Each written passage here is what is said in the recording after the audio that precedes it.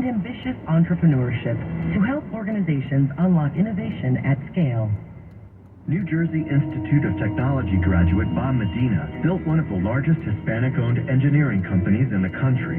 He attributes his success to NJIT, and today he's paying it back by serving as chair of NJIT's foundation and mentoring a new generation of tech leaders. NJIT is an R1 institution, meaning it's one of the highest-ranking research institutions in the world. Be on the leading edge of technology, whether it be in the biomedical field, whether it be in computer and data sciences, whether it be in architecture and sustainability, or engineering innovations. The research that's going on at NJIT, I think it's going to even get bigger, and we're going to be doing more cutting-edge work. I think the next 50 years are going to be to the point where if you can imagine it, if you can think it, it can be done. NJIT, New Jersey Institute of Technology. Learn more at njit.edu. This is the story of the one. As head of maintenance at a concert hall, he knows the show must always go on. That's why he works behind the scenes, ensuring every light is working, the HVAC is humming, and his facility shines. With Granger's supplies and solutions for every challenge he faces, plus 24/7 customer support, his venue never misses a beat. Call quickgranger.com or just stop by. Granger, for the ones who get it done. 24 hours a day at Bloomberg.com and the Bloomberg Business app. This is KNEW Oakland. KOSF 103.7 FM, HD2 San Francisco. Programming paid for by Bloomberg. Now, a global news update. President Biden is...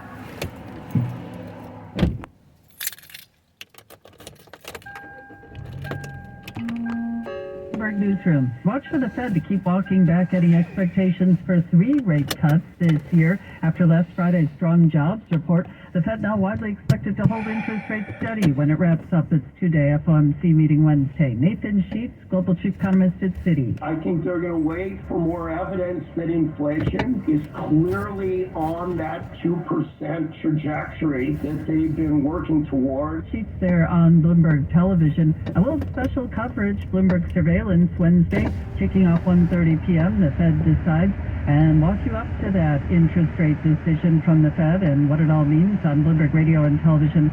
And that's after special Bloomberg Surveillance coverage of the CPI data, the Consumer Price Index data that comes out earlier in the day at 8:30. Oh, lucky tattoo. Also, AI tech darling NVIDIA could get some more attention because of last week's 10-for-1 stock split. You know, NVIDIA's Jensen Huang has steadily climbed the ranks, as you can imagine, of the world's wealthiest, as the market value of his computer chip maker last week touched $3 trillion, We get more on that part of the story from Bloomberg's Charlie Pellet. Bang hit another milestone on Friday, passing personal computer pioneer Michael Dell to become the world's 13th richest person with a net worth of $106.1 billion. This according to the Bloomberg Billionaires Index. His wealth has surged more than $62 billion this year as demand for NVIDIA chips used to power artificial intelligence tasks remains insatiable. So far this year, NVIDIA shares are up 144%. In New York, Charlie Pellet, Bloomberg Radio. Thank you, Charlie. And some action in sports, but not if you're afraid of heights. 24 athletes stood at the edge of glory this weekend. The Red Bull Cliff Diving World Series making its 100th stop in Boston. Spectators amazed as participants plunged into the harbor from 90 feet or so in the air. Competitors like Maley Carpenter say it takes a special kind of athlete to be able to take the leap of faith needed to plunge from those kinds of heights into the cold water below. Everything happens very fast. You have to know what to do in just a split-second amount of time, so that takes a lot of training. It's difficult just being able to adapt to the things around you. Global news 24 hours a day, and whenever you want it with Bloomberg News Now. I'm Denise Pellegrini, and this is Bloomberg. Wherever your summer travels take you, bring Bloomberg Radio along for the ride. Get live radio, hourly news updates, podcasts, and more on Apple CarPlay or Android Auto. Download the Bloomberg Business app on your smartphone now. Then listen to your favorite Bloomberg shows on demand anywhere in the Bay Area and from wine country to Yosemite and beyond. The Bloomberg Business app, now on Apple CarPlay and Android Auto. Download it free in the Apple App Store or on Google Play. Bloomberg Radio. Context changes everything. This week with George Stephanopoulos starts right now. Harrowing mission, heart-wrenching reunion. They are back home in Israel. They are alive. They are well. Israeli Defense Forces rescue 4 hostages in a major daytime raid in central Gaza. We won't stop working until all the hostages come home and a ceasefire is reached.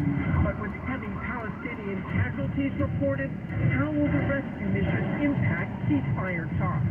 This morning, James Longman reports the latest on the hostages, plus reaction from IDF spokesperson Peter Lerner and White House National Security Advisor Jake Sullivan. Clamping down. If the United States doesn't secure our border, there's no limit to the number of people may try to come here. President Biden enacts harsh restrictions on asylum at the southern border and faces immediate backlash. Biden's order is not a border security plan. It's a concession to the fact that he has lost control over our borders. Our exclusive interview with Homeland Security Secretary Alejandro Mayorkas. Plus 5 months to Election Day. The latest from the campaign trail and the courtroom with our Powerhouse Roundtable. From ABC News, it's This Week. Here now, Martha Raddatz. Good morning and welcome to This Week. This morning, 4 Israeli hostages are back in the arms of their loved ones after a dramatic, deadly rescue mission by the Israeli Defense Forces in central Gaza. Among the rescued, Noah Arbalani. The 26-year-old had become one of the symbol, the human faces of Hamas brutality. Noah was seized on October 7th from the Nova Music Festival, terrorized, thrown on the back of a motorcycle, and taken into Gaza. And this was Noah on Saturday, reuniting with her family for the first time in 8 months. Israelis cheering the news of the largest rescue of hostages since the terrorist attack in October. But the rescue left a devastating toll for Palestinians, with more than 270 killed in the mission, according to the Hamas-run Gaza Health Ministry.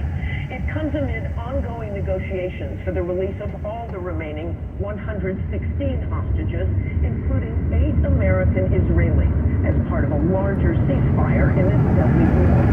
ABC News foreign correspondent James Longman has spent months in Israel since October 7th, covering the war and the hostage families, and gives us the dramatic details of the rescue and the reunion. Israel is celebrating this morning. 4 hostages were rescued. The agonizing wait of their families is over, at the cost of their freedom in the world. Hamas says that 270 Palestinians were killed in the operation, nearly 700 injured. rescue 26-year-old Noah Agamani, the young woman kidnapped on the back of a bike. The fear on her face was gut-wrenching. She was driven away by Hamas militants as she reached out to her boyfriend, Avinatan Or. He too dragged away, his fate unknown. Now, nearly 8 months to the day, Agamani is free, seen here reuniting with her dad and her family. The emotion overwhelming. She told Prime Minister Benjamin Netanyahu in a phone call, "It's been so long since I heard Hebrew." Also free, 57-year-old Russian-Israeli Andrei Koslov, who was working as a security guard at the Supernova Music Festival. 41-year-old Shlomi Ziv, a husband for 17 years, and 22-year-old Almog Merjan, who just finished serving in the Israeli military, was set to start a new job when he too was kidnapped. I'm happy that you're here. I spoke with his mother, Orit, and uncle Aviram, just weeks after he was taken hostage. She said Almog called her as the attack unfolded. There are rockets and shootings all over. I'm hiding. I don't know what's going on. I'll call you every half an hour. Mom, I love you. And the last phone call. She didn't hear from him or know if he was alive until this video began circulating. It shows Almog held captive, frightened, at times covering boots. They're now gone. Almog now safely back in Israel. Orit holding him close, but his father not getting that chance. Israeli media reporting that tragically he died just hours before Almog's rescue. Thank you